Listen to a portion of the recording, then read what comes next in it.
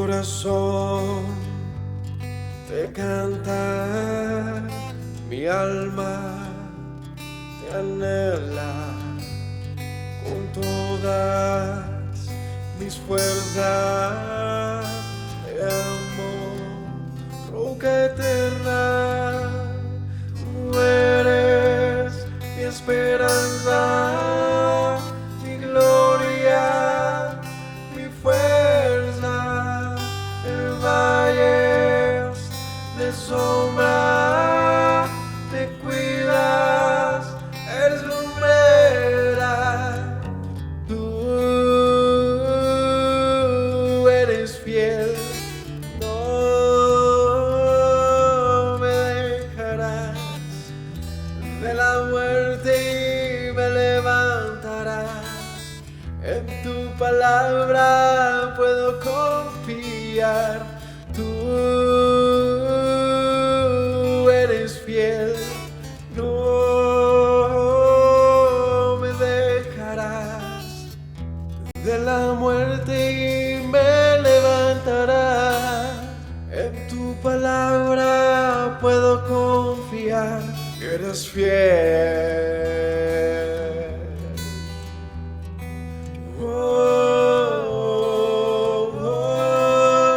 Mi corazón te canta, mi alma te anhela con todas mis fuerzas.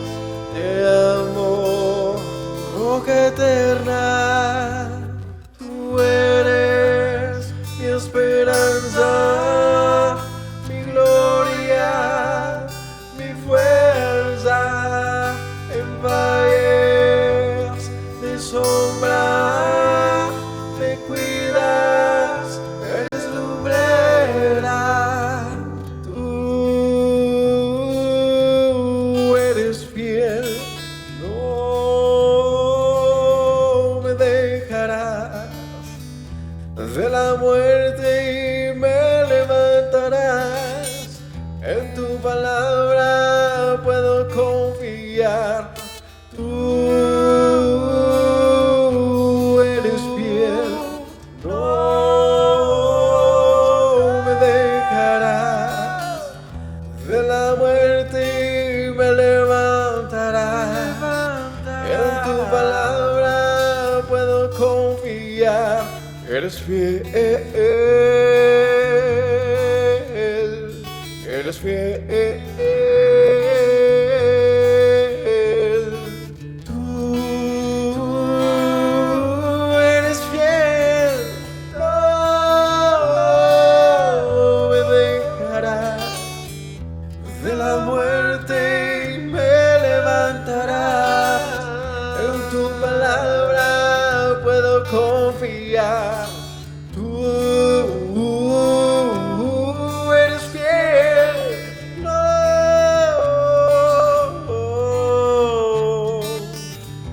de la muerte me levantarás. En tu palabra puedo confiar. Tú no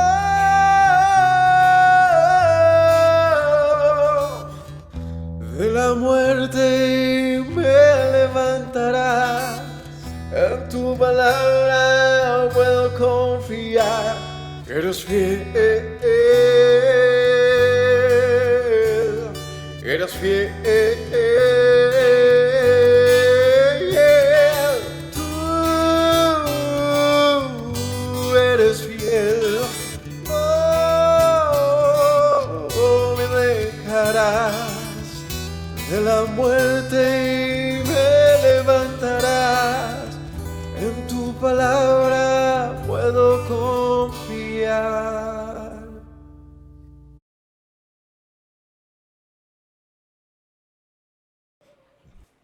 Bueno, shalom para todos, bienvenidos al estudio verso a verso de la escritura. Hoy empezaremos con el libro de Génesis, un estudio realmente muy importante porque pues aquí encontramos las historias que son el fundamento pues, para la misma historia del resto de libros de la Biblia. O sea, una historia que tiene un origen con un pueblo, con un patriarca, que conocemos como Abraham. Una historia en torno a él, digamos que la historia principal que aparece en todo el libro de Génesis. Es la historia de un pueblo, por tanto, una historia en la que surge la pregunta, ¿y nosotros qué tenemos que ver con ello? Pues ese es el descubrimiento que vamos a hacer en el verso a verso que hacemos de la Biblia, ¿no? O sea, ¿cuál es nuestra relación con este pueblo que aparece en la Biblia y con el Dios de la Biblia? ¿Por qué hablar de un Dios hebreo, de un Dios, bueno, no es que sea hebreo, un Dios, el Dios de los hebreos, el Dios de la Biblia, de los israelitas? ¿Qué tenemos que ver nosotros ahí? Es una historia muy importante de conocer, de compartir y de discernir, porque sin duda vamos a encontrar que nuestro nombre, que nuestra esencia, que nuestra identidad está allí también participando de todo esto, mediante la fe. Hay muchas cosas por decir, y por eso es importante que revisemos la Biblia verso a verso. En nuestro canal La Verdad Era Libre, LBTHL, en YouTube, pueden encontrar listas de reproducción de cada uno de los libros de la Biblia, hasta el Apocalipsis. Pueden ver un verso a verso. Significa que el propósito de estos estudios es estudiar, ¿no? Es ver la Biblia como una fuente de un conocimiento que no puede ser ignorado, que no debe ser menospreciado, y que por el contrario tiene el recurso más valioso. ¿Cuál es el recurso más valioso? La vida misma. La vida misma. El valor que tiene la vida sobre cualquier otra cosa es mejor dicho, no tiene punto de comparación, ¿no? Como decía por ahí alguien, compárese una sola célula, el valor de una célula con un planeta de diamantes. Puede tener todos los diamantes del mundo, pero si no tiene vida, no sirve para absolutamente nada si no hay vida que pueda utilizar esos diamantes para algo y en algún caso extraerlos. Pero puede ser muy hermoso el planeta, pero no tiene comparación con una sola célula que pueda existir en nuestro planeta. El concepto de la vida es preciosísimo, es muy profundo, y por lo tanto debemos entender que somos muy bendecidos por existir, por tener vida, es que nuestra existencia va más allá de siquiera estar vivos. Porque a diferencia de otros seres vivos, nosotros tenemos esta particularidad de preguntarnos quiénes somos, ¿no? ¿Para dónde vamos? ¿De dónde venimos? ¿Quién nos ha creado? ¿Por qué existimos? Y una gran cantidad de preguntas que sin duda nos abordan la mente desde muy temprana edad, y para lo que generalmente no hay respuestas muy claras. Hay una gran cantidad de hipótesis, de razonamientos que muchas veces y en general para el día de hoy terminan en una curva muy desesperanzadora, o más bien muy poco alentadora de nuestra existencia, de nuestro propósito acá. Termina siendo como que pues existimos porque existimos, y simplemente también dejaremos de existir en algún momento. O sea, como que no hay propósito, ¿no? Simplemente es como una anomalía en el universo que también podría terminar en cualquier momento por simple entropía. Pero cuando vemos lo que dice la escritura, nos cambia mucho la manera de pensar. Y sea que nos parezca, digamos que un asunto al que no se le debería prestar atención por el estereotipo de mitología, el estereotipo negativo que en muchos sectores se le ha apuntado a la Biblia, por razones que incluso aquí también abordamos. No significa, o sea, que exista todo ese estereotipo no significa que nosotros basemos nuestra elección de la Biblia o nuestro rechazo a la Biblia por el estereotipo. Es importante siempre tener la capacidad de ser críticos y de descubrir las cosas por nuestros medios. Por lo tanto, teniendo un libro que está abierto, que está al alcance de todos, esto no está en un museo, no está reservado para algunos, no, es un libro que gracias al Altísimo y también como una demostración de su existencia, está casi que en los hogares de cada persona. Eso es algo increíble. O sea, si nos ponemos a fijar en algo tan sencillo como eso, que una Biblia esté en la mesa de noche o en el comedor de la casa o en la biblioteca, así sea porque una abuelita la dejó allí, vale la pena que nos preguntemos por qué está al alcance de nosotros. ¿Acaso ah, ¿Tiene este libro el propósito de ser leído por nosotros? ¿Será que esa ha sido la razón de que está allí, que Dios lo ha puesto a nuestro alcance? Pues no creo que sea una pregunta tonta ni digna de desprecio.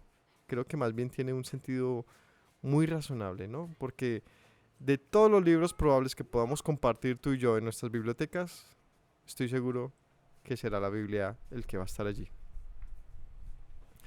Así que habiendo dicho todo esto, quiero decirles que me alegra mucho poder compartir un verso a verso del libro de Génesis y hoy arrancamos con el capítulo 1.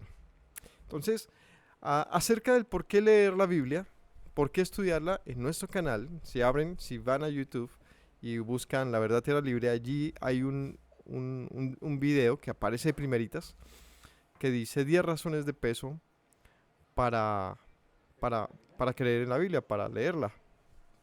10 razones de peso, muy interesante el video, es corto, contundente, pero pues para no entrarme a decir lo mismo que allí aparece, quiero decirles que sí hay razones, que son realmente muy razonables, que tienen evidencia, que tienen, digamos que pasan por un método científico, lo que nos ayuda a decir, bueno, va más allá de la superstición, va más allá de la subjetividad, va más allá de una opinión personal.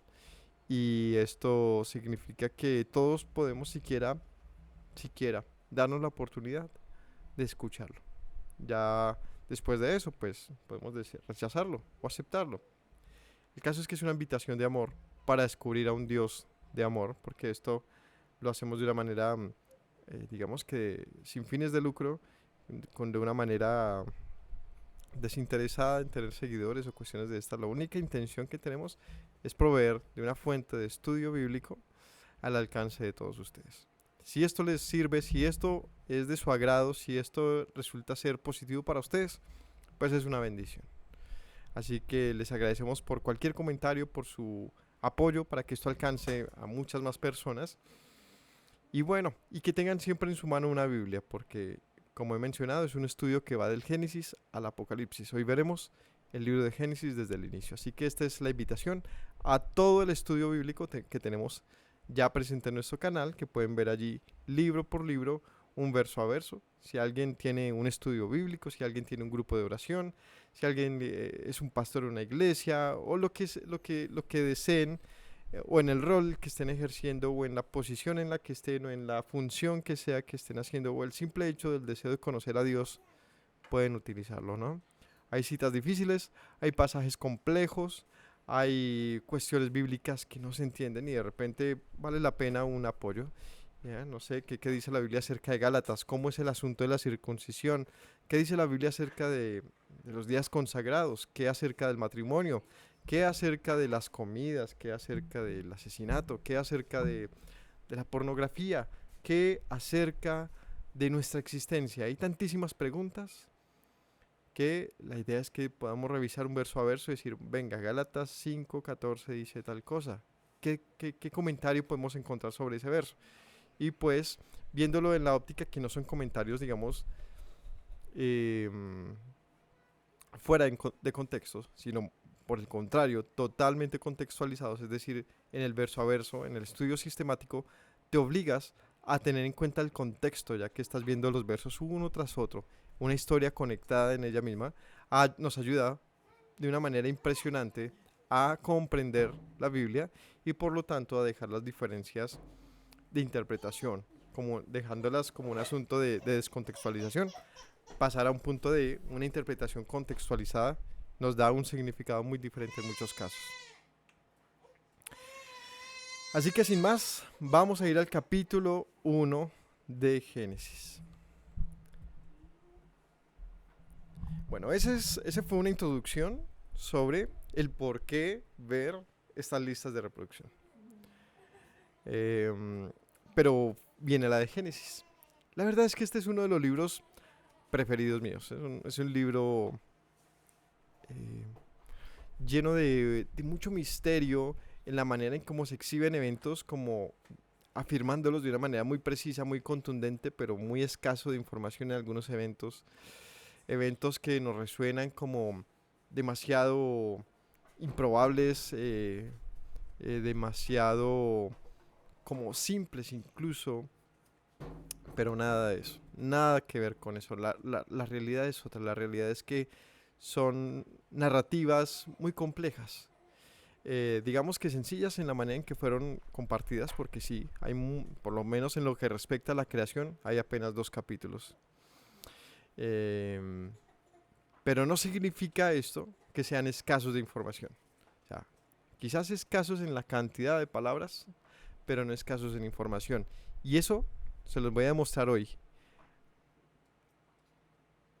dándonos cuenta que para siquiera interpretar el capítulo 1 y 2 nos va a tomar mucho tiempo. Es uno de los libros más citados. Siempre que estamos estudiando llega uno, así como le pasó a Adán y Eva, y uno como que siempre encuentra allí un fundamento para organizar ideas de una manera muy interesante porque se convierten entonces en patrones bíblicos. O sea, cuando empezamos con este arranque del libro de Génesis y sus historias, te das cuenta que las historias, sus estructuras, lo que pasa, tiende a ser un patrón. ¿Qué es un patrón? Algo que tiende a repetirse, un loop, ¿no? ¿Y para qué sirven los patrones? ¿Para entender qué? Pues para tener información, ¿no? Los patrones nos sirven para conocer cosas. Si no hubiese un patrón, pues sería muy difícil de entender el sentido de las cosas. ¿Cómo? Son guías, ¿cierto? Exacto, hay, digamos, símbolos, hay constantes, hay cosas que nos ayudan a entender pues lo que ha de ser y por lo tanto podemos hacer interpretaciones. Esa es la razón. ¿Cómo podemos hacer una interpretación bíblica? Fijándonos en los patrones bíblicos. Entonces yo puedo tomar una historia de algún momento, ver su patrón, su estructura y ver cómo esa estructura se repite a lo largo de otros pasajes y por lo tanto entender los otros pasajes de una manera obviamente muy coherente y organizada. Nos damos cuenta que la interpretación no siempre es tan compleja como creemos y más bien esto es una fortuna. El Señor nos muestra, nos enseña, nos da las herramientas para entender pues también el significado profundo de la Biblia. Además de todo esto, quiero decirles que entonces ya en lo particular del Génesis encontramos la historia que respecta de una nación, de un pueblo llamado por Dios en juramento para ser su pueblo. Es decir, también sucede muchas veces que cuando leemos la Biblia no la entendemos, simplemente la descartamos. En otros casos simplemente la ignoramos por el estereotipo que nos han contado de ella. Pero muchas veces simplemente la leemos y es que no encontramos una relación con nosotros.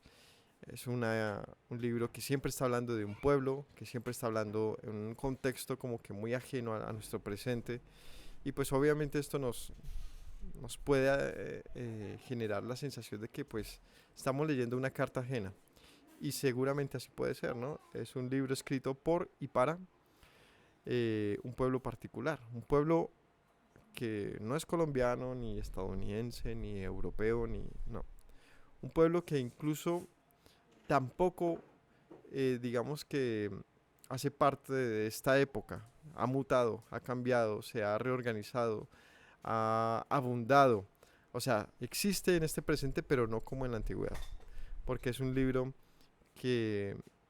cuyas narrativas es un conteo de miles de años atrás. Nos pone una situación muy compleja porque pues escrito por hombres milenarios de sus historias milenarias en una región de Medio Oriente en otro idioma, otros contextos, otras ópticas de la vida y un Dios invisible nos hace pensar, debería hacernos pensar primero por qué yo debo leer la Biblia. ¿Qué me voy a encontrar allí? Para darles de alguna manera una respuesta rápida, yo solo quiero decirles que sí hay una razón muy poderosa para leer la Biblia y esta radica en que sí fue escrita para ti y para mí. Darnos cuenta que también, o sea, que esta historia también hablaba de nosotros, que siempre apuntó hacia nosotros como como en un futuro muy lejano de los orígenes en que se escribieron, en la extensión misma de lo que esto significa como pueblos que atraviesan continentes, nos debe, cuando lo descubrimos nos damos cuenta que somos muy afortunados, porque en efecto hay un Dios que pensó en nosotros y que esto no se trata meramente de un asunto de digamos que de lo remoto de un pueblo en cierto lugar, sino que es una historia que se cuenta, que se narra, que se escribe con el propósito de que el mundo entero pueda participar de ese juramento hecho un pueblo. Es decir, que todos vengamos a ser un pueblo, cuyo Dios sea el Dios de la Biblia. Ahorita veremos quién es ese Dios. Y que ese Dios diga de nosotros, ustedes son mi pueblo. O sea, un asunto de pertenencia, de relación, un propósito en la creación misma. El capítulo 1 y el capítulo 2 tienen que ver con el asunto originario, la creación. Y se presentan también como un índice de eventos que se van a encontrar a lo largo y ancho de la historia humana, lo que resulta ser, por lo tanto, unos pasajes impresionantes. Son pasajes que nos cuentan lo que deberíamos esperar, o sea, anuncian lo por venir. No se entiende quizás así simplemente leyendo, pareciera una historia contada del pasado, pero cuando leemos toda la Biblia te das cuenta que no es una historia del pasado. El Génesis nos cuenta la historia continua de la humanidad, nuestro pasado, presente y futuro. De verdad lo hace. Y eso es muy sorprendente. En este capítulo 1 veremos bastante de ello, así que sin más introducción, para no aburrirlos, vamos a ir al capítulo 1, versículo 1, y con ustedes el Génesis. Dice así: en el principio creó Dios los cielos y la tierra. El Génesis, también conocido como Bereshit, es decir, este libro también lo podemos encontrar con ese nombre, tiene lugar en este primer verso. Es decir, aquel nombre, ¿qué significa? ¿Qué significa Bereshit? Pues vale simplemente vernos qué dice aquí en hebreo. Aquí arranca diciendo Bereshit, bara Elohim et hashamayim ve'et haaretz. En el principio creó Dios los cielos y la tierra, Bereshit. Ese primer verso del capítulo 1, versículo 1, es una palabra de la cual hay una gran cantidad de comentarios. Es una palabra objeto de mucha revisión. ¿Por qué? ¿Qué particularidad tiene este verso?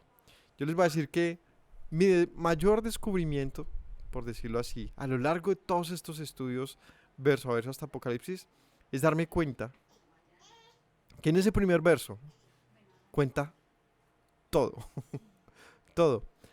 todo, en serio, todo. Y por lo tanto, para que se animen a ver el resto de libros de la Biblia y por qué llegamos a esa conclusión, voy a decirles que desde aquí ya se habla del Mesías, se habla del propósito, se llama el por qué, se habla del para qué, se habla de todo, de una manera increíble. Y esa invitación a entenderlo, pues está para este presente. Dice, por tanto, entonces Bereshit. El primer verso que aparece aquí, como Bereshit, es una palabra compuesta.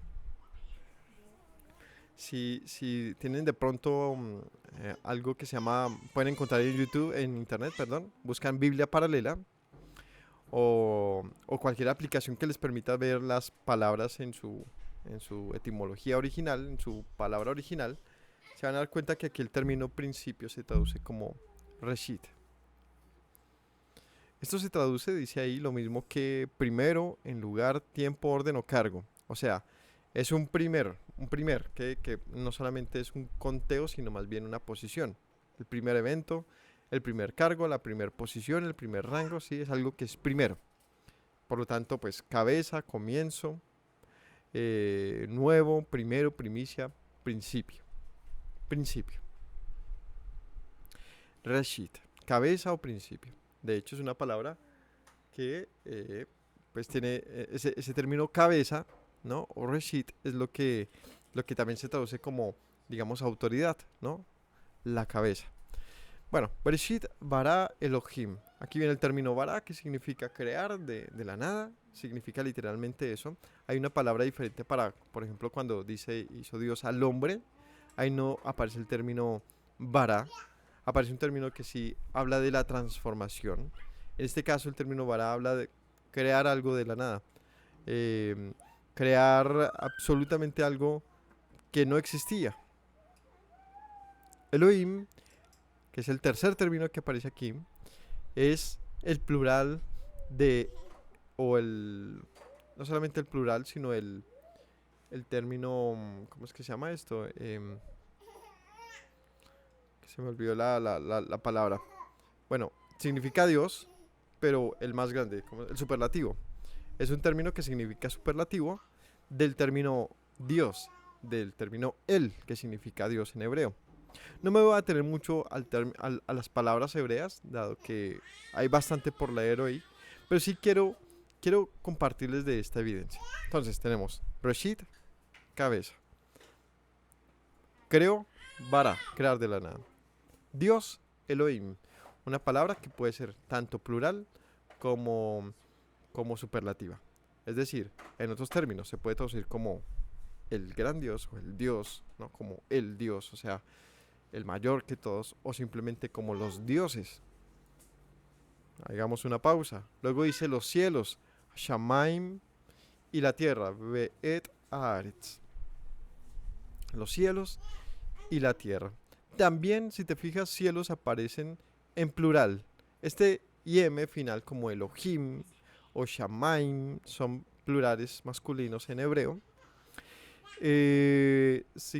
Nos deja ver un poquito de lo que es un superlativo. Por ejemplo, los cielos. Más allá de decir que hay 5, 6, 7 cielos, lo que me está diciendo es que es la profundidad misma del cielo.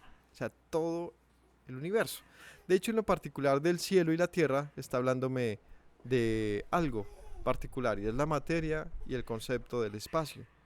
Es algo muy interesante porque hay algo que también vamos a tratar de hacer con este Génesis, y es darnos cuenta que el desfase en relación a digamos que a los conceptos científicos y a la creencia científica, pues no pelean tanto como pareciera, como creemos que pelean. Y más bien hay un apoyo, un aporte muy interesante, porque nos ayuda la ciencia a confirmar esto. Literalmente el término confirmar, es decir, ni siquiera es que se coincida, sino que aquí hay algo muy interesante en la relación de cómo se cuenta la historia a partir de la hipótesis, digamos, científica, y cómo la Biblia también tiene un acierto con ello impresionante, de manera que decimos, es imposible que una persona de aquella época pudiese haber hecho este tipo de comprobaciones e hipótesis. O sea, ¿por qué puede la historia de hoy, la ciencia de hoy, hablarnos como un gran descubrimiento, cosas que la misma Biblia ya nos contaba de una manera, digamos que muy sencilla, muy humilde, de hecho muy corta en su concepto, y pareciera entonces como descabellada? Pero cuando la ciencia te la cuenta con una manera mucho más elaborada, mucho más pensada, pues más razonada por todos, más democratizada, más, no sé, más comprobada, nos parece el gran hallazgo.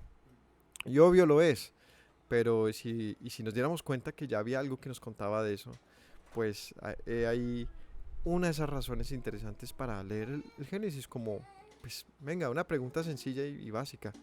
¿Por qué en la antigüedad conocerían algo como esto? O sea, ¿qué probabilidad de un acierto de este estilo? ¿No? ¿Qué probabilidad hay de un acierto de este estilo? Aciertos que tienen que ver con métodos científicos muy avanzados. Pues veamos. Y sé que suena que uno a veces quiere encajar cosas o hacer que parezcan acertadas, pero la verdad es que el razonamiento bíblico, o lo que nos encontramos acá, pues va a dar evidencia de ello. Los cielos. El término los cielos es una demostración de pluralidad y a la vez superlativo, ¿no? Que nos habla de la profundidad de algo, Como por ejemplo cuando hablamos en hebreo también el término maim, agua, que aparece más adelante en el versículo 2, ¿no? Y dice, y el Espíritu de Dios se movía sobre la faz de las aguas. Y aquí aparece el término maim, que es nuevamente un sustantivo, dice aquí dual de un sustantivo, pero usado en sentido singular. Vea cómo lo traduce aquí el diccionario. Es dual, significa que es plural de un sustantivo que se utiliza en singular. O sea, nunca encuentras en la Biblia, o creo que no se encuentra jamás, no se encuentra algo como el agua. Siempre va a aparecer las aguas, ¿no? Las aguas, o sea, en su original hebreo se habla como las aguas. ¿Y por qué las aguas? Otra vez, porque tiene este mismo sentido de lo mismo hay en un vaso de agua que en la profundidad del océano. O sea, es el mismo elemento. Pero sin duda es difícil pensar que lo que hay en el océano sea algo como el agua. Están las aguas, es decir, el acumulado de ellas. Está, mm, es una palabra que abraza el compendio de lo general, ¿no? De lo absoluto de un asunto. Como la absolutez de Dios, Elohim. La absolutez de los cielos, Shamaim. La absolutez del agua, Maim. Entonces reúne en una sola palabra un todo que sin duda no es pequeño, que no es sencillo, que no es escaso, sino que más bien es abundante. Entonces veamos esa manera interesante de entender cosas, donde ya el plural o el singular varía en la manera que tú entiendas eso que es abundante, ¿no? Como los cielos, ¿no? O las aguas. Claro, tú puedes incluso separarlo, tú coges una gota y la separas y pues ya tenemos dos aguas. Pero sin embargo es la misma cosa, es la misma cosa. Siguiente, luego dice en singular, ve Eretz, y la tierra, ve Eretz. Dice aquí de una raíz que no se utiliza, probablemente ser firme, tierra completa, partivamente una tierra, campo, comarca, costa, ladera, mundo, nación, país, polvo, provincia, región, suelo, terreno, territorio, tierra. ¿Cómo le podemos llamar de otra manera? Un lugar, un lugar. Es decir, está hablando del lugar particular donde decide que sea habitable. Un lugar que podríamos en otro lugar llamarle como casa, habitación, ¿cierto? Tiene sentido. Es decir, un lugar donde pudiese ser próspera la existencia, la vida misma. Todavía no lo he mencionado, pero veremos qué es eso. Entonces, retomemos. Reshit, Bara, Elohim, Aretz, Shamaim, Aretz. Las palabras cada una separadas, ¿no? Reshit, cabeza. Bara, creo de la nada. Elohim, la esencia de la divinidad. Shamaim, el espacio. Aretz, un lugar habitable. Hasta ahí vamos. Pero hay algunos conectores que estamos obviando y que tienen una gran cantidad de información que nos ayuda a darle un gran sentido a esto. El primero está al inicio y es el término be, en hebreo, be. Es decir, allí no dice Reshit, dice Bereshit, Bereshit, Bereshit. El término que conocemos entonces como el nombre del libro, Bereshit, aparece ya al principio, be. ¿Qué significa be? Lo que pasa es que en hebreo los conectores no van independientes generalmente, es decir, siempre van pegados a la palabra. Por ejemplo, Hashem, el nombre, se lee como una sola palabra, pero son dos. Está el Shem, que es nombre, y el término Ha, que es el nombre, Hashem, ¿sí? O por ejemplo, Haaretz, la tierra, Haaretz, Hashamaim, los cielos, ¿sí? Bereshit. Ahí viene entonces un conector pegado al término Reshit o cabeza. ¿Qué dice este conector? ¿Qué dice este conector? El conector que aparece aquí, que es una bet, significa en, por, para, ¿sí? De hecho, pueden hacerlo, pueden simplemente escribir etimología Bereshit para que te las componga. Puedes buscarlo por, no sé, por Google, por chat GPT. Y te indica que la preposición be significa en, por, ¿sí? O sea, tiene varios usos. Pero sin duda, en la medida que tú le traduces de una u otra, pues te da un significado también a la siguiente palabra. Es decir, es una palabra que tiene una interpretación en base al contexto. O sea, si hay un contexto diferente, pues es como en inglés, ¿no? El término, la palabra como tan amplia, tan genérica como THD, se utiliza para singular, plural, femenino, masculino y no sé en qué más ocasiones, pero tú cómo sabes si está hablando en singular, plural, femenino, masculino por el contexto, ¿sí? No es lo mismo decir the woman a decir the man. Tú, the man, estás, the man, estás diciendo en un caso la mujer y en el otro los hombres. Entonces, ¿cómo sabes? Pues la siguiente palabra puede indicarte el sentido de la primera, de la preposición. E incluso hay palabras como, como que también carecen de mayor información, entonces tienes que leer la oración plena para entender, pues, qué quería decir ese conector, esa preposición que de pronto no tenía mayor información. Más bien, que se puede adaptar al entorno. Pues eso sucede con esta palabra, con esta preposición be. Entonces esta va antes del término reshit, que ya les indiqué qué significa. Reshit, cabeza, principio, principal, primero. Ojo, algo muy interesante también que tenemos que entender acerca del hebreo. Y olvidé mencionar esto en la introducción. Y es que la Biblia fue escrita en una gran porción en hebreo, otra gran porción en arameo y otra porción, la más reciente, en griego. Nuestra comprensión desde el español, por lo tanto, está completamente, digamos que, limitada a quien haya hecho la traducción. Vale la pena preguntar, ¿por qué dice nuestra Biblia en el principio? Y no por el primero, para el principal, por principio, etc. Es decir, veamos lo siguiente. El término be puede significar en, por, para. Incluso creo que tiene más usos. Pero por lo menos eso. O sea, si yo tengo ya 3 posibles interpretaciones, traducciones, y luego reshit, que significa origen, principio, principal, primero, principio, ya por lo menos 4 posibles traducciones, porque de todas las posibles conexiones y alternativas entre ellos, escoger solamente en principio.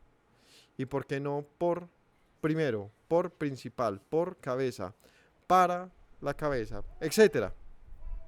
Todas las demás variables resultan simplemente obviadas y queda una única. Uno diría, pues claro, la escogieron porque está hablando del principio de eventos. Claro, tiene todo el sentido. Decimos, entonces se traduce en torno al contexto. Es decir, el contexto me indica cuál de las opciones tomar. Pero también viene un asunto y es, ¿y qué seguridad tengo de que esa es la única interpretación posible? Es decir, cuando el intérprete, cuando el traductor escoge la opción que él cree que sería la más conveniente, la sugerida, pues simplemente descarta el resto. Y nosotros como hispanohablantes o angloparlantes o francoparlantes o como sea que Charles Chaplin, pues ya te quedas sin esa información. Se hace necesario, muy importante, que para un estudiante bíblico, para alguien que realmente ame las escrituras, alguien que quiera sumergirse en el conocimiento, diga, venga, yo quiero entender el idioma original o por lo menos entender qué se escribió originalmente y darme la oportunidad de ver que también siempre hubo más información que no está al alcance de todos, simplemente por un asunto de que no podemos desde nuestro español acceder a esa información. Pero sí, hoy en día hay una gran cantidad de herramientas que nos permiten acceder a esos versos originales y ver entonces estas variables que sin duda nos van a abrir la comprensión bíblica, sin cambiar o sin dañar el sentido del contexto. Es decir, el contexto nos ayuda a saber si la interpretación o si los términos usados son contundentes. Entonces, he dicho que tenemos palabras que tienen en sí mismas unas, digamos, posibles variables, sinónimos, que nosotros no tenemos en cuenta en nuestra traducción bíblica. Segundo, que esas palabras, como aparecen en ese primer verso, que es lo único que hemos leído, tienen mucho para contar y que los conectores, que es lo que uno menos, digamos, revisaría, también nos dicen una gran cantidad de información.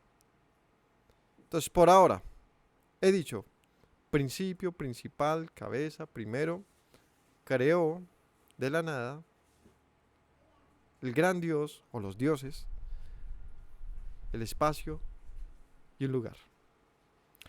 Ahora metiéndole el tema de las preposiciones, quedaría en el principio, por el principio, para el principal, por la cabeza, en la cabeza, para la cabeza, por primero y etcétera, cualquier cantidad de combinaciones interesantes, todas caben en la interpretación. Por ejemplo, por el principio creó Dios los cielos y la tierra. Para el principal creó Dios los cielos y la tierra. En principio creó Dios los cielos y la tierra. ¿Qué más? Por la cabeza creó Dios los cielos y la tierra. Para el principal creó Dios los cielos y la tierra. Es decir, nos dice un propósito. Y parece algo como bueno, o sea, simplemente opciones de verlo. Pero si yo les dijera que un verso bíblico, que no solamente nos dice que es así, sino lo demuestra como un ejemplo, en un idioma que ya no usaba el hebreo, o sea, que ya no es el hebreo, y por lo tanto nos deja ver que incluso en ese idioma, que es el griego, quienes hablaban ese idioma se ven en la necesidad de ver el origen desde el hebreo y entonces entender su conocimiento de lo que estaban descubriendo. No sé si me hice entender. Esto que les estoy diciendo se refiere al libro de Colosenses. En Colosenses, ¿a quién se le escribió? A los colosenses, a los colosos, que eran ¿de dónde? De Colosas, que eso ¿dónde quedaba? Eso quedaba allí en el Mediterráneo, fuera de la zona de lo que se conoce como el, digamos, el Medio Oriente o de Asia, y eran personas cuyo idioma era principalmente el griego, que tenían muchos dioses, personas conocidos como gentiles, como, bueno, extranjeros, no en su tierra, sino extranjeros para los escritores de la Biblia, a quienes es enviado un apóstol llamado Pablo, un hombre que se desenvolvía muy bien en otros idiomas y a otras comunidades y tenía esta gran habilidad de parte del Señor para poder compartir las tesis bíblicas tan complejas a esas comunidades. Si se acuerdan que Pablo dice a los judíos como judío, a los griegos como griego, a los gentiles como gentil, que no significa que él era un hipócrita y se acomodaba a cualquier comunidad, sino indica que él se ponía en los pantalones del otro, en los zapatos del otro, para poder entenderle y compartirle de la manera más edificante posible. Vamos a ver qué dice el pasaje de Colosenses 1. Vamos a ver qué dice Colosenses 1.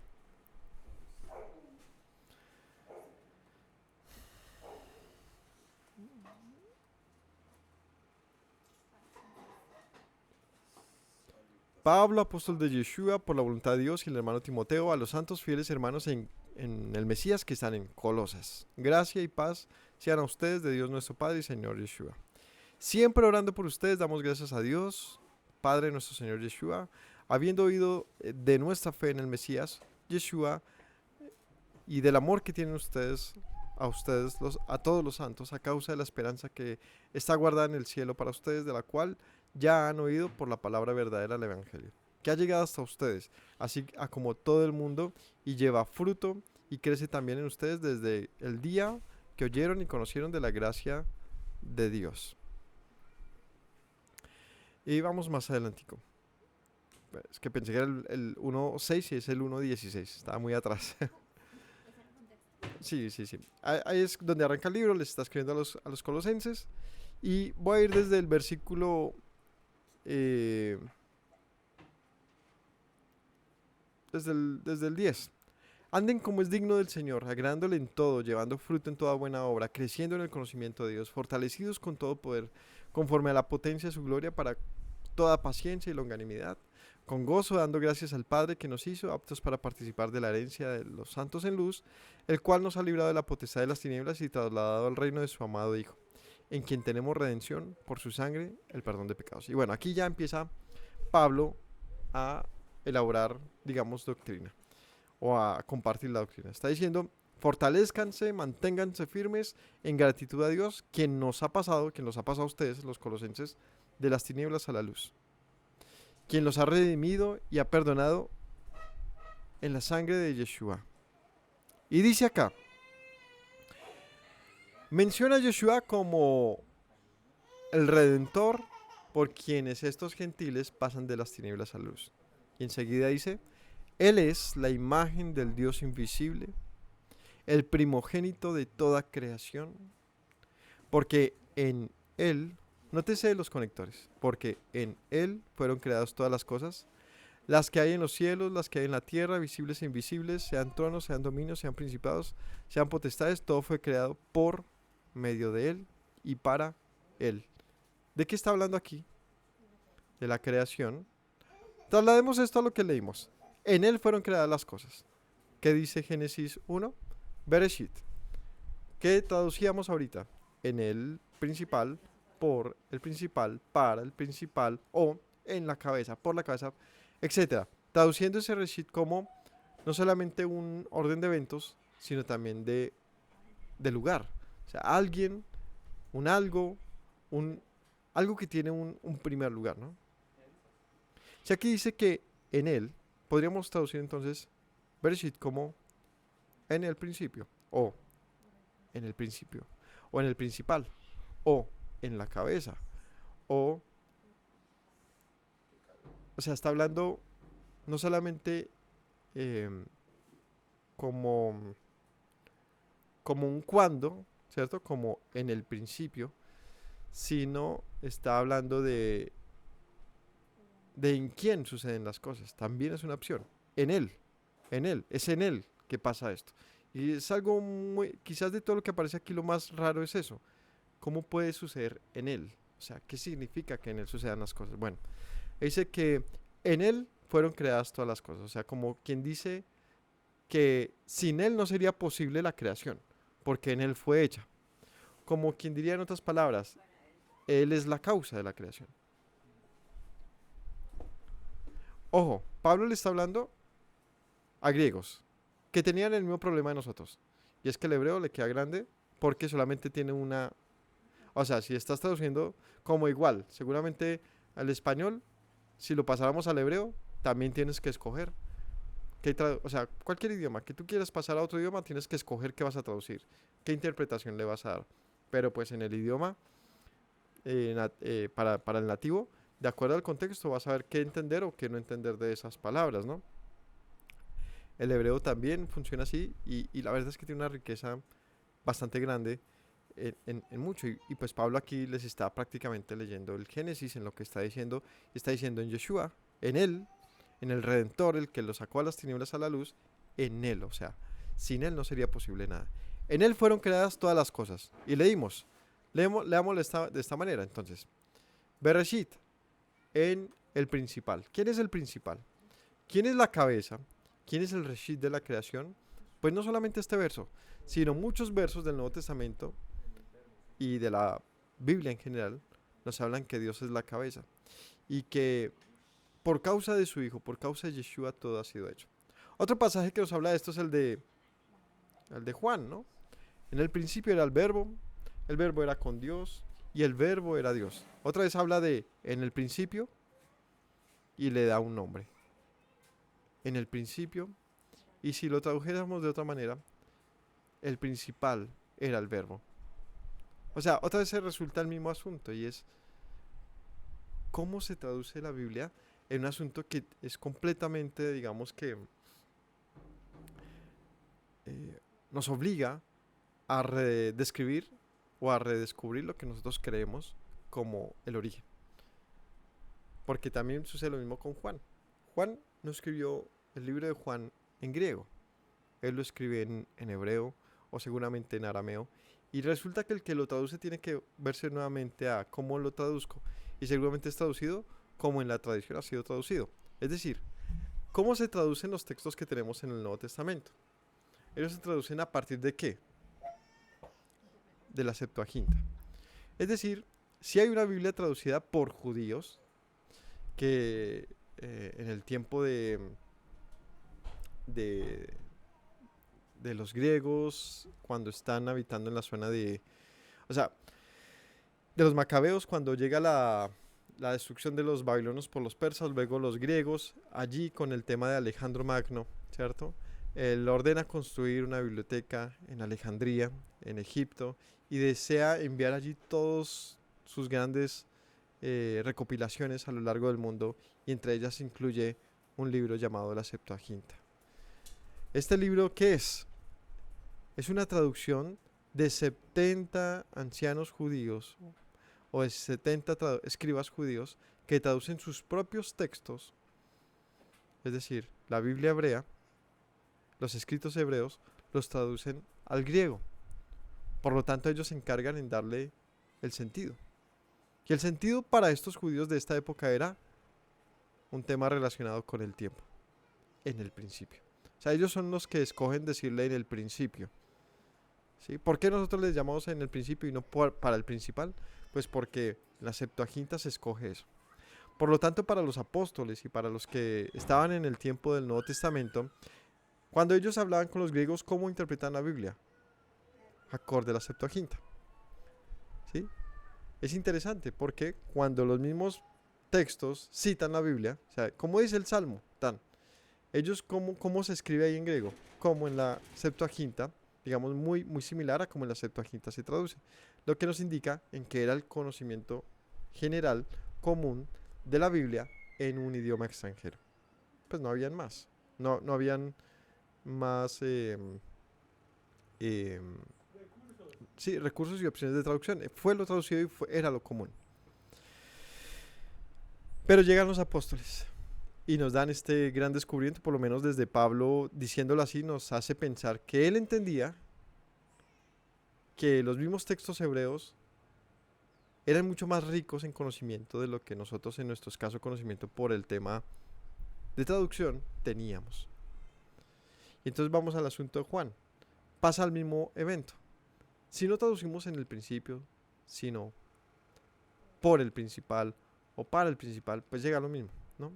Entonces allá dice, en el principio estaba el verbo, este era con Dios y era Dios, y todas las cosas por él fueron hechas. Y sin él, o sea, el tema con también aparece ahí. Con él, sin él. Sin él nada de lo que ha sido creado fue hecho. Y en él estaba la vida. Otra vez, tenemos los mismos conectores. Por él, con él, en él. ¿Cómo la ven? La verdad es muy interesante porque otra vez estamos hablando del principio. Otra vez estamos hablando de la creación. Por él todo fue hecho. Sin él, o sea, el antónimo de esto es con él. O sea, estamos hablando de que Pablo dice que en él, ¿no? Todo lo creado ha sido hecho. Pues Juan dice lo mismo. Por él todo fue hecho, sin él nada de lo que ha sido fue hecho. En él estaba la vida. Y aquí en Colosenses dice, porque en él fueron creadas las cosas, las que hay, las visibles, las invisibles, todo fue creado en él. Dice, todo creado por medio de él y para él. Y nuevamente vemos este asunto de que es más grande. Y luego dice, él es antes de todas las cosas y todas las cosas en él subsisten y él es la cabeza del cuerpo que es la iglesia. Y él es el Reshit. Es algo de verdad muy interesante de ver. Pablo conecta todo lo que hemos estado hablando sin necesidad de decir voy a leer Génesis. Pero le está diciendo a los gentiles cómo fue la creación. Dicen, ustedes son el resultado de la cabeza de la creación. Es decir, del primero. Es decir, del principal. Es decir, de quién, por, para, en quien todo lo creado ha sido hecho. Él no es la corona de la creación. Como decir, él es lo último. No. Él es la razón de ser de todo. Por lo tanto, Pablo siendo un judío también, Juan siendo un judío también, sin duda, tienen un conocimiento que en la Septuaginta, una Biblia más antigua que estos eventos, la Septuaginta, déjenme, ya les digo de qué fecha es.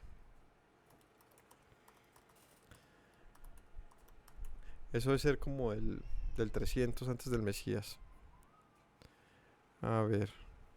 Ah, no tengo internet, ¿me ayudas a mirar?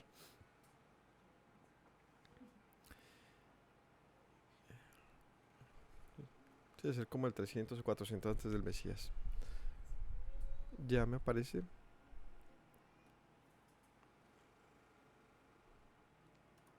Sí, no estaba mal de fechas. Es del año 300 antes del Mesías.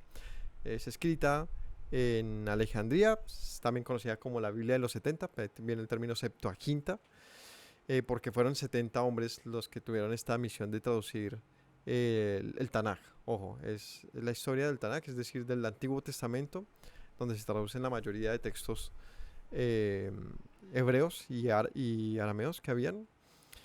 Eh, y dice aquí, propósito de la Septuaginta, su principal motivo detrás de esta traducción fue permitir que los judíos de la diáspora, especialmente los que vivían en el mundo helenizado, pudieran leer la escritura en griego, que era el idioma más hablado en el Mediterráneo Oriental, especialmente en las áreas donde el griego había reemplazado al hebreo como lengua cotidiana.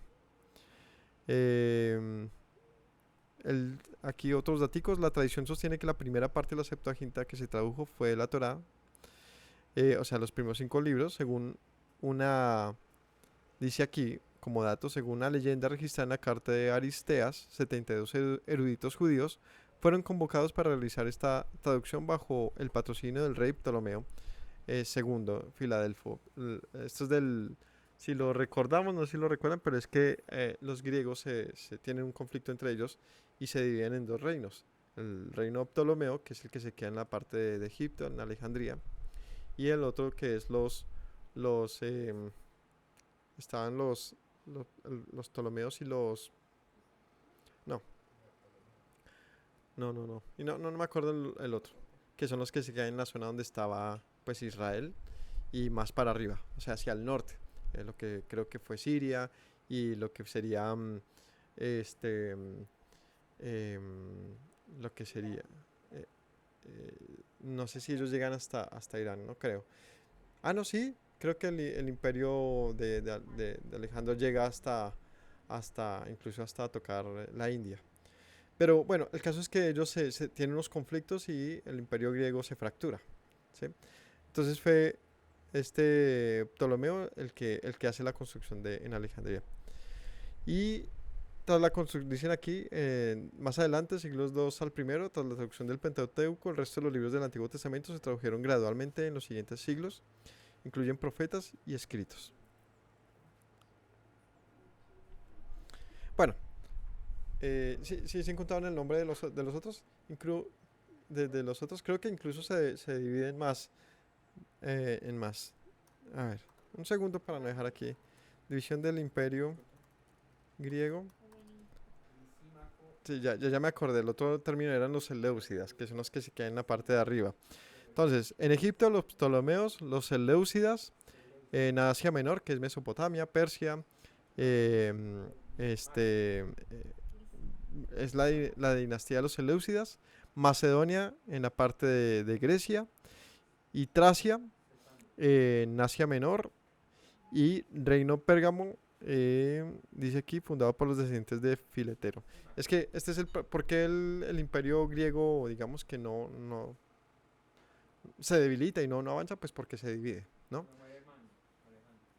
Cuando muere Alejandro Magno, este se divide y pues se debilita, y es donde luego los romanos toman su lugar, porque el imperio griego es un imperio que crece muy rápido, avanza de una manera muy impresionante en muchos sentidos, y el alcance regional e incluso más allá de la región fue impresionante, fue muy poderoso en muy corto tiempo. Por esta división es la que termina, digamos que acabando con el mismo imperio, como pasa más adelante con Roma, ¿no? Roma también, después de haber sido una gran potencia, con el tiempo termina dividiéndose, y esa división hace que se debilite el imperio y pues termina también muriendo con el paso del tiempo. Bueno, ¿a qué voy con todo esto? Pues nada, a darnos cuenta que la traducción que tenemos se queda corta. ¿Qué hacemos entonces si nuestras traducciones bíblicas se quedan cortas en conocimiento? Pues démonos cuenta otra vez en lo que les he mencionado. Hay un Dios invisible que se hace visible porque Él nos muestra su interés de ser conocido. Ya les mencioné el primero, o uno de los primeros, así parezca como no como de tan alto nivel, y es que todos tenemos en la Biblia, en la casa una Biblia. Por lo menos aquí en América Latina, seguro. En América del Norte, seguro también. En Europa, no sé tanto ahora, pero sí sé que esto tradicionalmente ha sido parte de nuestra cultura ya por muchos siglos. Es más bien desde el siglo pasado que, que mediante, digamos que la separación de la religión con el tema del gobierno, es decir, eh, llega una reforma, ¿cierto?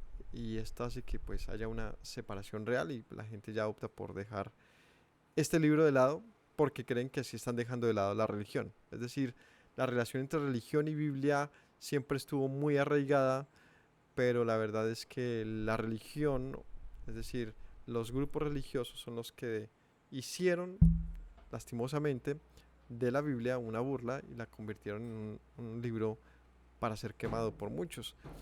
Pero el conocimiento bíblico es muy, muy superior y muchas veces tiene poco que ver con los actos religiosos humanos.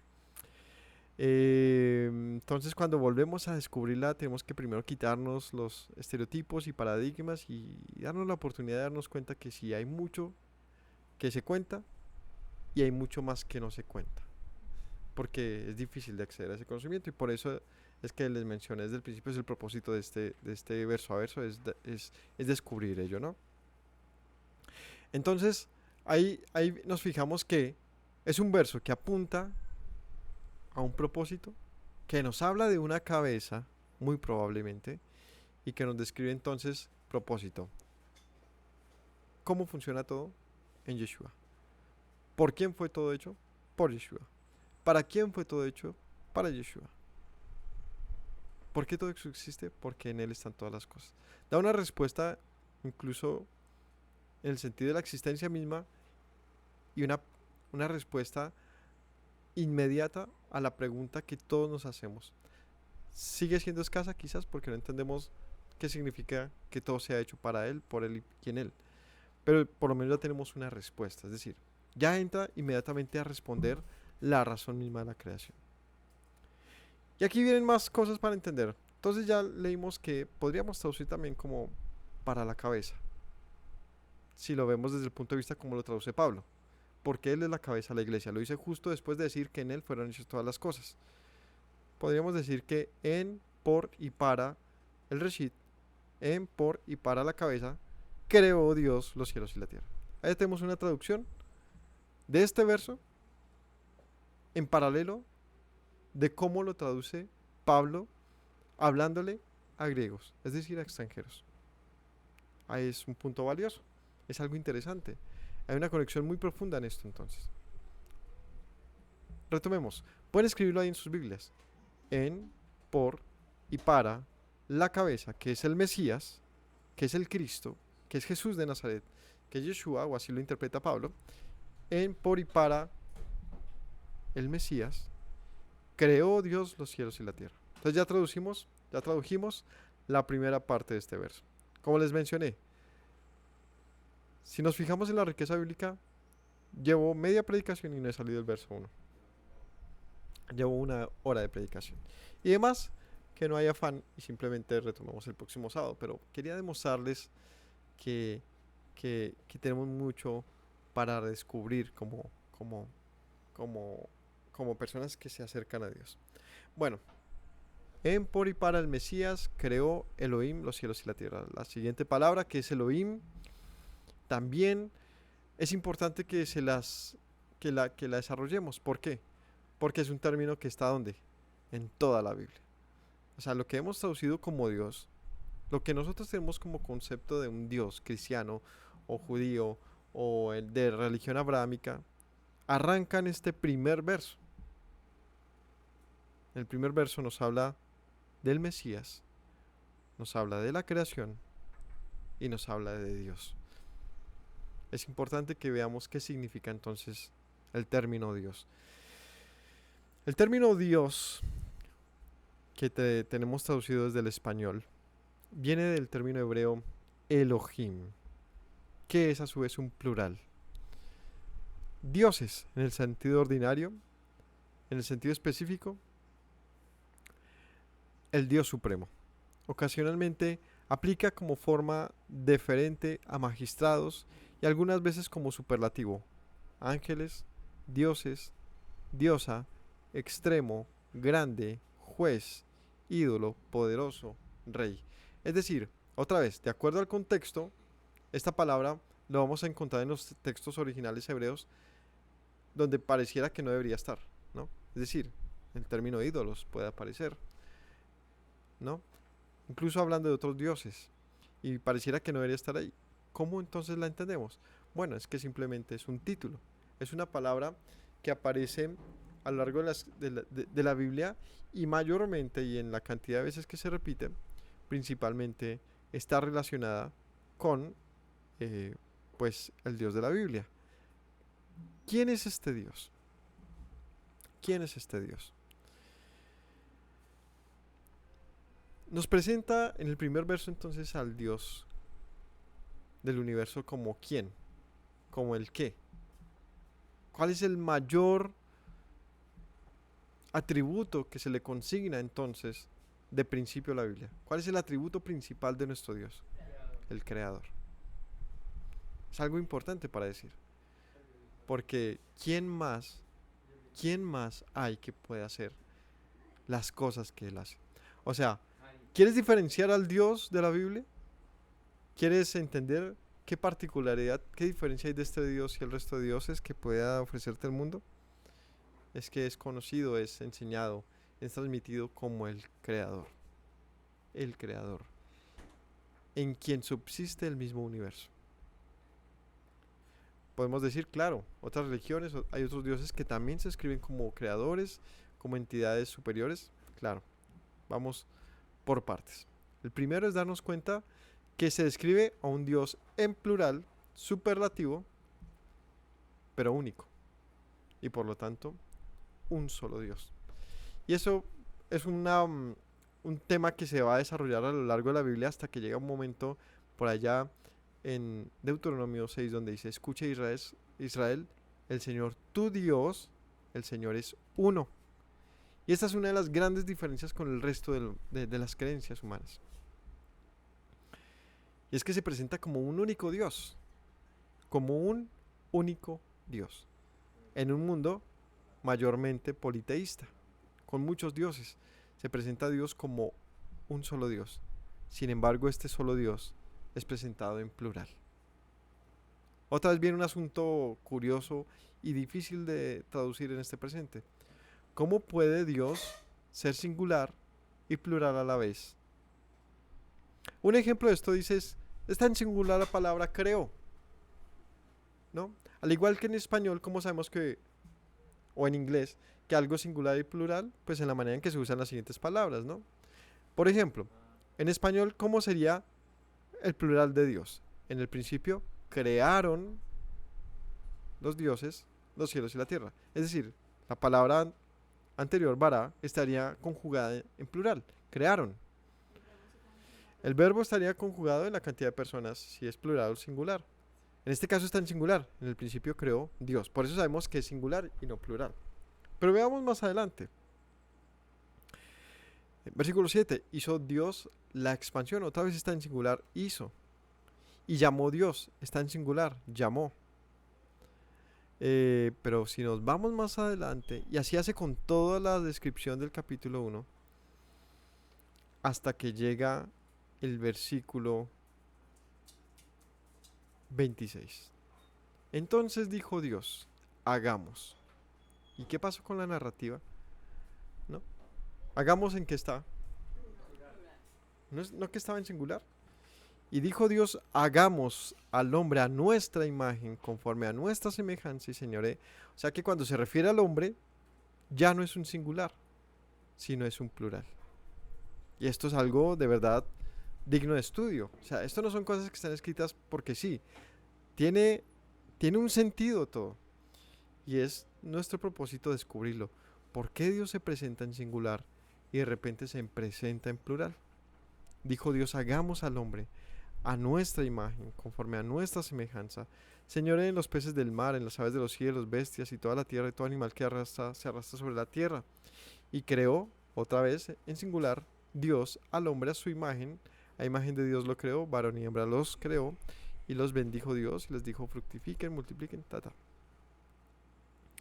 Y de ahí en adelante sigue en singular. Pero más adelante, cuando el Señor ve que el hombre peca, ¿cierto? En el capítulo 3. Ahí les adelante la historia, crea al hombre, este hombre no se mantiene dentro de lo que el Señor le dijo que debía hacer y peca. Lo que hace que recaiga sobre el hombre, es decir, sobre la humanidad, una maldición, es decir, una palabra mala.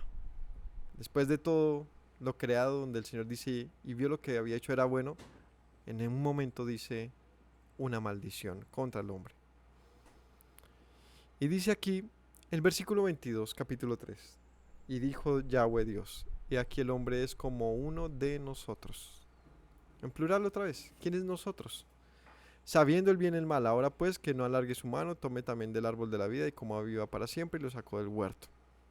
Entonces, nuevamente, cuando habla del hombre, ¿habla en qué? En plural.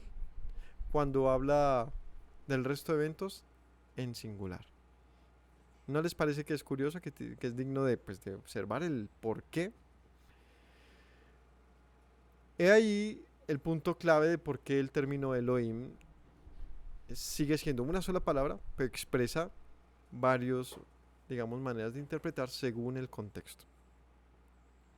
Entonces, Elohim, ¿qué significa? Dios, y a la vez significa dioses.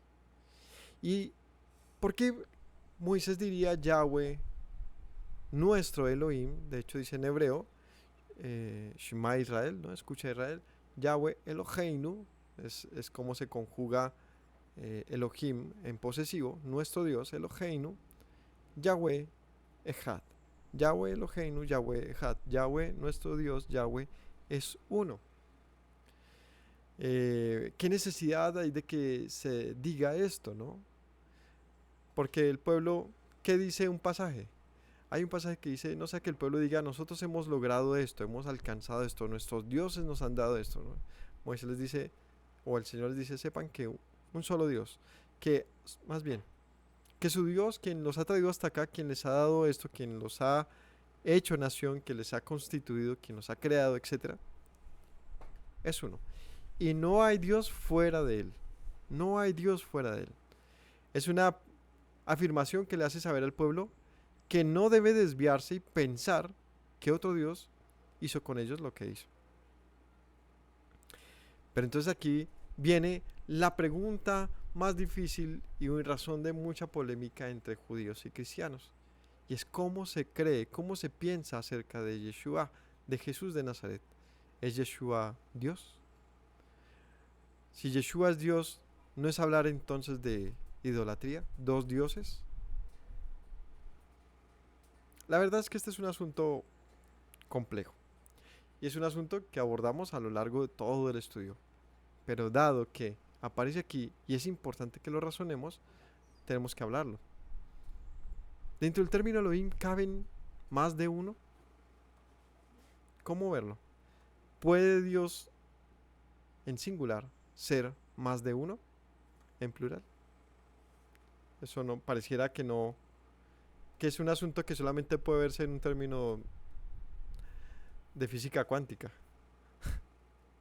donde por ejemplo la luz puede ser ondas y partículas a la vez. Esas son cosas que solamente en física cuántica pasan y se pueden demostrar. Un comportamiento de la luz según el observador puede ser en un momento de onda y en un momento dado puede ser partícula. Sin embargo, es una sola partícula, una sola cosa, y es la luz, ¿no? Hablando ahí un poquito de que incluso en nuestro mundo científico se dan eventos de estos. ¿Cómo puede un mismo elemento tener dobles comportamientos? Y solamente como un datico así, eso, o sea, también el término Dios, de pronto aunque nos resuene raro, que pueda ser plural, pues tiene mucho sentido. Muchísimo, y no solamente a nivel Nuevo Testamento, sino para entender lo que dice en el Antiguo Testamento. ¿Cómo puede Dios presentarse al hombre en el cielo y en la tierra al tiempo? Por ejemplo, el caso de Abraham. Abraham le dice a Adonai, a quienes se le presenta, y le dice aquel que está comiendo con Abraham, como un hombre, como un varón, le promete que su esposa daría a luz un descendiente. Y le habla en su propio nombre como si fuese Yahweh. Pero luego dice que los ángeles estaban, los que habían venido con él, los otros varones. O sea, llegan 3 personas, se queda uno solo hablando con Abraham, haciéndole los juramentos de las promesas de la Biblia, por quienes decimos Dios juró y no se arrepintió de eso. Abraham lo hace un hombre, un varón, comiendo con él, y los otros 2 se van a Sodoma y Gomorra a enviar el juicio. ¿Y qué dicen ellos? Que Yahweh del cielo envíe fuego. O sea, como hay 2 Yahwehs, uno con Abraham mientras otro está en el cielo. ¿Cómo es todo esto? Hay unas narrativas raras. Parecieran raras. Pareciera que no tienen sentido. Son razón de crítica, razón de incoherencia para muchos. Pero, ¿y si no estamos leyendo adecuadamente? Si no tenemos las herramientas, si no entendemos que otra vez pareciera, es que, perdónenme por meter esos términos, pero pareciera a física cuántica. Saben que en la física cuántica hay una propiedad llamada entrelazamiento cuántico. Esa propiedad significa que una partícula, en dado lugar, se puede conectar a años luz de distancia y tener el mismo comportamiento como si estuvieran en el mismo lugar al tiempo. Eso se llama entrelazamiento cuántico. Y es una de las maneras como se pretende revolucionar las telecomunicaciones. Es decir, que tú hagas algo aquí y esa información esté al otro lado ipso facto, sin necesidad de que pase por un camino, sino simplemente está aquí y pasó allá. Se llama entrelazamiento cuántico. Y son cuestiones que pues le estallan la mente a la gente, pero son comprobadas y son muy interesantes.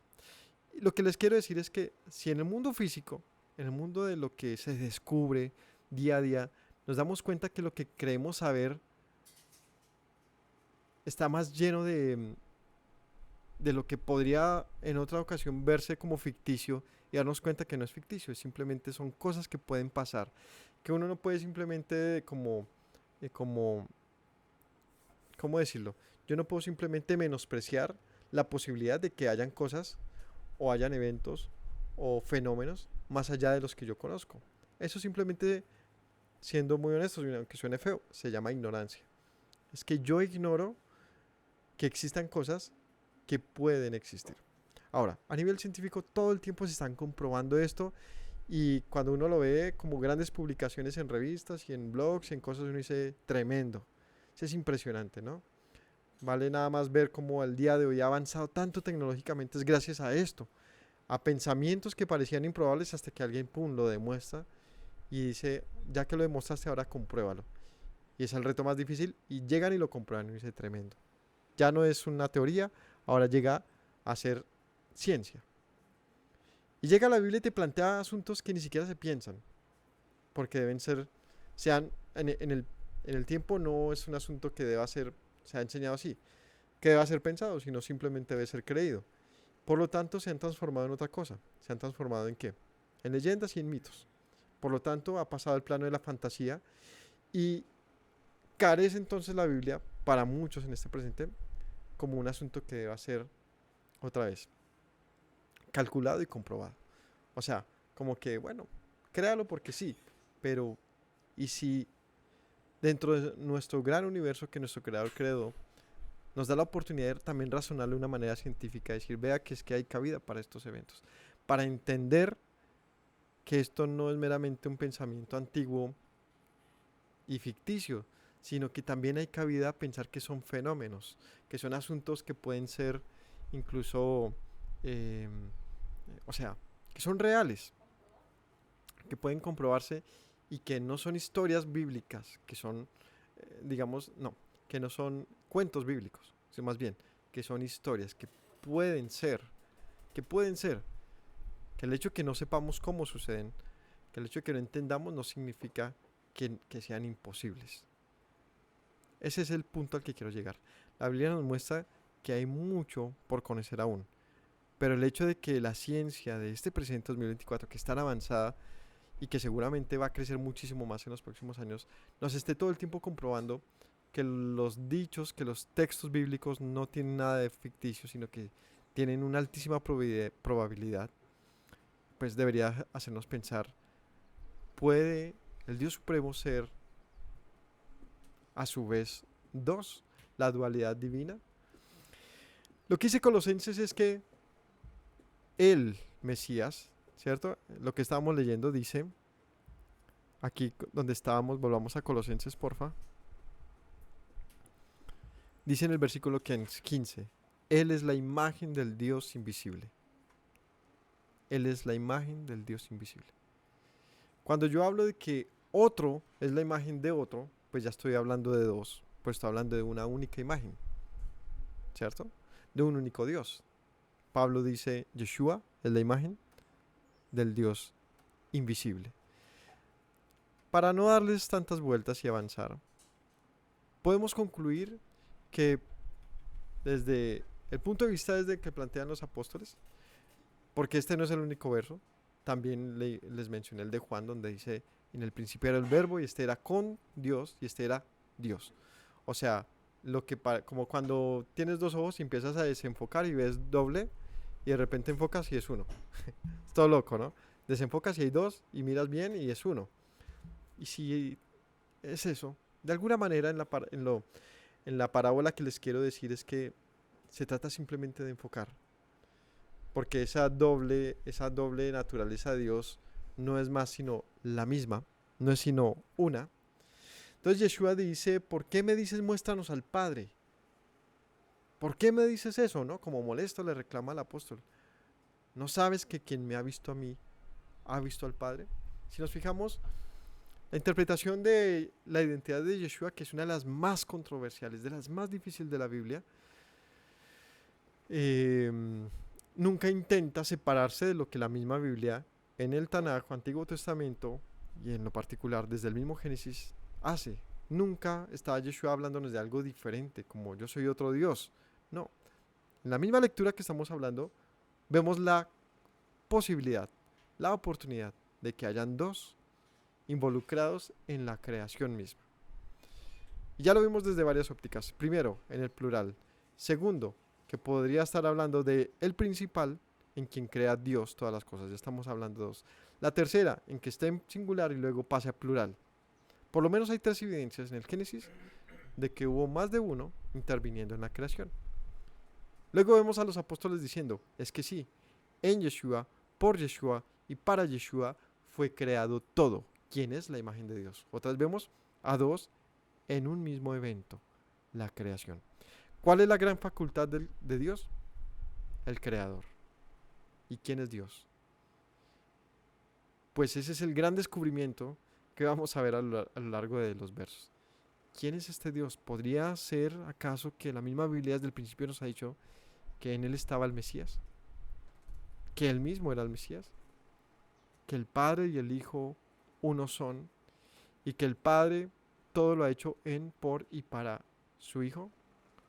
¿Qué significa esta relación de Dios y su Hijo? ¿Qué significa que Yeshua sea la imagen de Dios? ¿Será que nos habla de eso mismo? Hay otro fenómeno de la física que es interesante para ver. ¿Sí sabían que se le llama en nuestro universo a la gran porción invisible se le llama materia oscura? Lo visible del universo, si no estoy mal, es como el 2 o 3% del universo. O sea, todo lo que vemos, o más bien que no se ve el universo, es casi que todo el universo. ¿Y de eso sabe cuánto se sabe? Nada. No, creo que es menos, lo visible creo que es menos. Y el resto se le llama materia oscura. Y creo, decía, es el 5%. Y decía un científico, Sabemos con exactitud, que el 5% de nuestro universo es visible y podemos conocerlo. Por lo tanto, podemos decir con toda claridad cuán ignorantes somos. Somos 95% ignorantes de nuestro universo. Porque no sabemos, no tenemos ni idea de lo invisible. Pero sí se sabe con certeza que sin eso invisible no podría existir lo visible. Es decir, que la materia oscura es completamente necesaria en nuestro universo. Y sin ella, ¿qué? Y además de eso está la energía oscura, que es otro asunto. Son palabras que simplemente escriben un asunto. Ignorancia sobre ello. Porque no se sabe, no se... O sea, seguramente es de lo que más se está trabajando hoy en día o de las cosas que más se trabajan para lograr comprenderlas, identificarlas y pues conocerlas, porque hay ignorancia de ellas. ¿Y sabe por qué sabemos que existen? Por las visibles. ¿No les parece muy interesante que si hablamos del universo nos encontramos con algo invisible, inalcanzable, difícil, y lo único que nos cuenta de ello es lo visible, que a su vez es, digamos, inferior a lo invisible, pero es parte del todo, es el universo? Si esas cosas, otra vez vuelvo, para mí es importante poner ejemplos porque nos ayudan a entender, venga, eso no tenía mucho sentido hace unos años, hace unas décadas, pero en la medida que se descubren y hay más objetos de medición, uno dice, wow, son tremendos hallazgos, es como que uno se siente realizado, ¿no? O sea, como que bonito saber que nuestro universo es cada vez más complejo, más extraño, más profundo. Y nos damos cuenta cuán ignorantes somos de lo que creemos saber. Por lo menos ya sabemos qué es todo lo que ignoramos. Y si no, nos está pasando lo mismo con Dios. ¿Sabes cuánto sabemos de Yeshua? Muy poco, sin embargo nos asombra. A mí me asombra lo que descubro en Él, en quién es Él. Y si nos diéramos cuenta que todo eso que sabemos de Él no es ni el 3% de lo que sabemos de Dios. No es nada, diríamos, hay mucho por conocer. Ese es algo así la invitación que les hacemos con este estudio bíblico. Es todo lo que podemos conocer en nuestra existencia acerca del Creador no nos alcanza. No nos alcanza. Sin embargo, debería ser lo que sí hace la ciencia con la humanidad. ¿Sabe qué hace? Ilusiona. Genera expectativa. Nos invita a conocer más, nos invita a ir más allá. La pregunta es, ¿por qué no nos damos cuenta que lo conocido de Dios, su imagen, Yeshua, nos está invitando todo el tiempo a conocer al Padre? Siempre nos dice, vengan a mí, yo les invito a conocer la fuente de la vida. Deberíamos tener la misma ilusión, la misma expectativa. ¿Saben por qué no la tenemos? Porque no tenemos fe. ¿Y sabe qué sí tiene el científico? Mucha fe. Increíble. Ay, qué carreta, ¿no? Créame que la tiene. Porque él sabe que sus ecuaciones son asertivas. Y él confía en que pronto se va a hallar la prueba de esas ecuaciones. Es decir, no es una fe vacía, es una fe en base a probabilidad. Yo te pregunto, ¿el creador que te hizo a ti, no crees que pueda hacer también las otras cosas? Es decir, no es una fe vacía, es una fe también en base a la probabilidad. Si nosotros creyéramos al Dios que hizo lo que hizo con Abraham, con su pueblo, con el tema de la salida de Egipto, con todo lo que ha dicho en la Biblia, con lo que todos los eventos bíblicos, si los conociésemos, ¿saben qué haría si conociéramos la Biblia? Aumentaría la probabilidad de lo que nosotros creemos que es improbable y nos daría fe. Debería construir en nosotros una fe. Vaya que es más difícil tener fe sin necesidad de conocer todo eso. Pero si el Señor lo escribió y nos lo deja como un hallazgo, como un asunto de ser conocido, es porque quiere que tengamos fe. Es porque quiere que entendamos que hay un camino, que sí hay evidencias. Y así como el científico se basa en los escritos del otro y del otro y del otro, del otro. O sea, para mí uno de los grandes descubrimientos y asombros es darme cuenta que de ninguna manera la Biblia pelea con la ciencia. Es que de ninguna. Y que al contrario, un Dios que hizo el universo en su ciencia, o sea, lo que está haciendo la ciencia es por otro camino descubrir al Dios Todopoderoso. Es la misma asunto de siempre. ¿Tú qué parte del objeto estás viendo? La ciencia lo está viendo desde uno, con más fe que los de la fe lo están viendo sin fe. O sea, nosotros, las religiones, me refiero como incluyéndome ahí, supone que hay fe, no tienen expectativa por el Dios que dicen conocer, solamente dicen lo conozco. ¿Qué conoces de él? No tengo ni idea, pero lo conozco. En cambio, el de la ciencia, con su escepticismo, todos los días se esfuerza por más conocer a ese Dios que dice que aún no lo veo. Pero mis cálculos me dicen que hay algo más que tengo que conocer. Entonces es curioso esos dos caminos. Pero en esta época es necesario hablar de todo esto porque es una época de ciencia. Es una época que no podemos obviar y decirle al que no encuentra pruebas de Dios, decirle pues queda porque sí. No, me toca decirle que sí hay un camino para descubrir ese Dios. Digamos, hay un camino asertivo, recto, rápido, conciso. Yeshua. Él dijo, yo soy el camino. Yo soy la verdad. Yo soy la vida y nadie viene al Padre sino por mí. ¿Quieres conocer a Dios? Conoce a Yeshua. Conócelo. Él es el Reshit, la cabeza. Él es el principio. Él es el principal. Todo fue hecho en Él, por Él y para Él. ¿A fin de que conozcamos a Dios? Eso es una conclusión de la razón y el propósito de la creación. Habiendo dicho todo esto, mis hermanos, podemos avanzar al versículos. Podemos avanzar al versículos. ¿Qué hora es? Entonces, como nos fijamos, esto no significa que cada estudio nos va a tomar una predicación, un verso. No. Es que este verso principal del Génesis es que debería ser un capítulo entero. Es que, ¿cómo le dices al mundo que el universo fue hecho en un versículo? Es difícil, ¿no? Por eso es que cosas como esas le dicen a uno, la Biblia es... Y si yo te dijera que es que no estamos leyendo. Es que lo que estamos leyendo no es nada. Estamos leyendo por encima y no estamos entendiendo nada. Pues nos dice, hay mucho por descubrir. El capítulo 1 y 2, no, 1, 2 y 3 de Génesis, que es lo que nos parece más mitológico de la Biblia, o más, no, es que eso son historias, son cuentos, no, es que son conocimientos antiguos. Tiene tantísima información. Le pondríamos más cuidado y por eso no nos vamos a afanar, vamos a darle el tiempo que corresponda, porque es que lo que sigue en el versículo 2 en adelante es ya la descripción de lo que se va a conocer como la creación y sin duda es un índice de eventos a nivel histórico hasta que somos creados nosotros, el día sexto.